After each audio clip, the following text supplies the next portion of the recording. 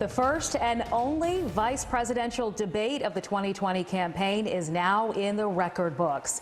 Vice President Mike Pence and Democratic vice presidential nominee Senator Kamala Harris squaring off in Salt Lake City, debating everything from COVID-19 to taxes to racial injustice. A far more civil debate compared to the presidential debate we saw last week. Tracy Potts has much more now from Washington, D.C. Sheba, this was definitely a more civil debate in terms of style. There was some over-talking. There were some moments when the moderator tried to get Vice President Pence to stop at his appointed time. But for the most part, it was not what we saw with the presidential candidates the week before. It was also substantive. There were a number of issues addressed, especially COVID and its impact on the economy. They also talked about international relations and race. And on both sides, there were questions that the candidates did not answer. Kamala Harris sidestepping questions about raising taxes and the Green New Deal and whether Democrats would pack the Supreme Court. Vice President Pence not answering questions about what the Trump health care plan or replacement plan might be and whether the president would concede if he loses the election.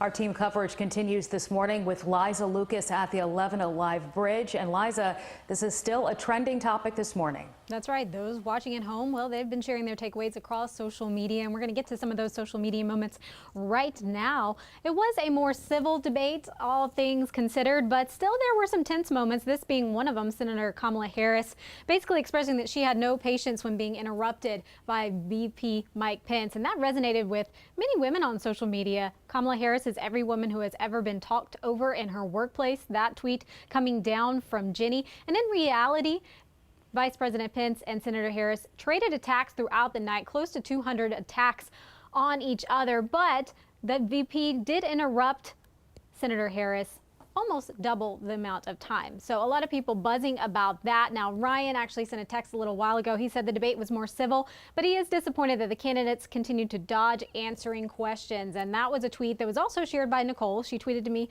just a few minutes ago saying there was still a lot of fancy footwork dancing around topics. And she also wasn't totally thrilled with the moderator, but more comments on our insider page. Decent debate is what Lorraine had to say.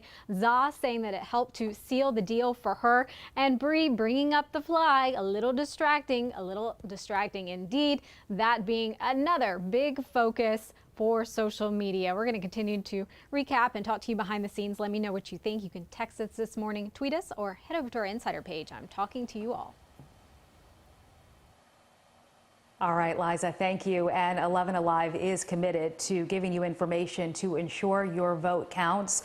We're tracking down problems and holding election officials accountable.